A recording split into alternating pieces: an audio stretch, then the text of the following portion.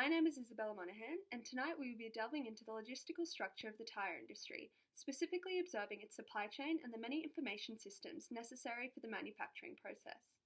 Subsequent challenges for the industry, both current and future, will also be discussed.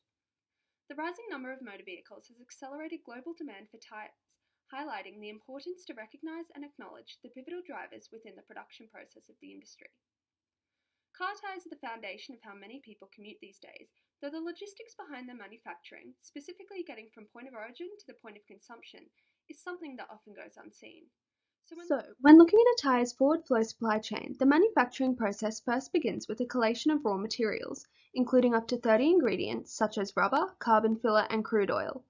Produced in what is known as a Banbury mixer, the materials then form a gummy compound which is then sent for milling. Once the rubber has formed in the mill and other elements are created, the tyre is built alongside additional textile elements such as steel belts, ply, and tread in a building warehouse.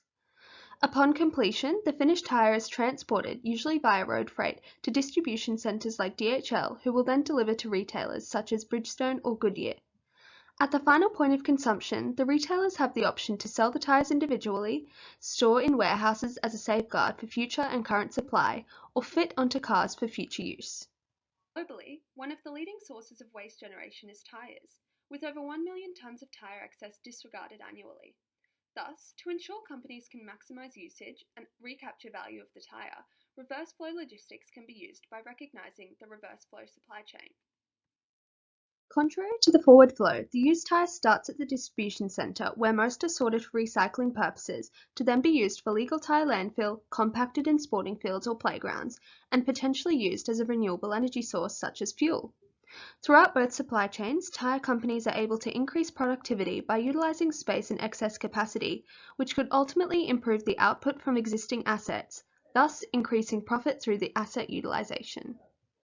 To maximise efficiency and global standard operating procedures, various amounts of information and different systems are required. The first application relevant is a radio frequency identification system, which is a type of technology that is capable of obtaining relative data through the radio frequency signals. For example, in manufacturing purposes, it is assisted to manage floor inventory and gather production data for decision making. Additionally, warehouse management systems improve the accuracy of inventory stocktake, as well as assist in providing real-time transaction and the tracking of sales. Finally, transport management systems such as AlloTrack provide the supervision and organisation of drivers and vehicles, including a tracking system. Not only does this provide live jobs statuses and updates, however, the TMS also retains historical jobs to allow for repeated allocation. These three management systems all capture efficiency to ensure the supply of tyres from origin to completion is done productively.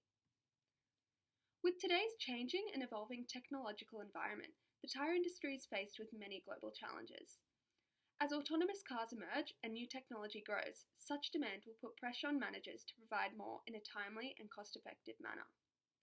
An example is the Eagle 360, a spherical tyre capable of enhancing comfort, minimising noise, and regulating tyre wear. Another challenge includes the growth in globalisation, which urges companies to establish global supply chains in order to provide the product in a timely, cost-optimising manner. This, however, increases network complexity with the supply chain and heightens difficulty to remain competitive. Manufacturers would have to increase productivity by finding a medium to reduce input while increasing output.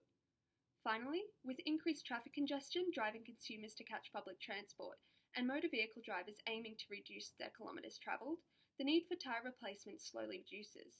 The transitioning world highlights the tyre industry's need to maintain and combat the many changes our world faces if it wishes to be successful. As technology advances and the world becomes more connected, logistics management within the supply chain is pivotal to ensure the success of a business. In order to develop mobility, sustainability, and growth, the industry must increase productivity and warehouse management to reduce overall costs and maximise profit. This is Izabella Monaghan, and thank you for watching.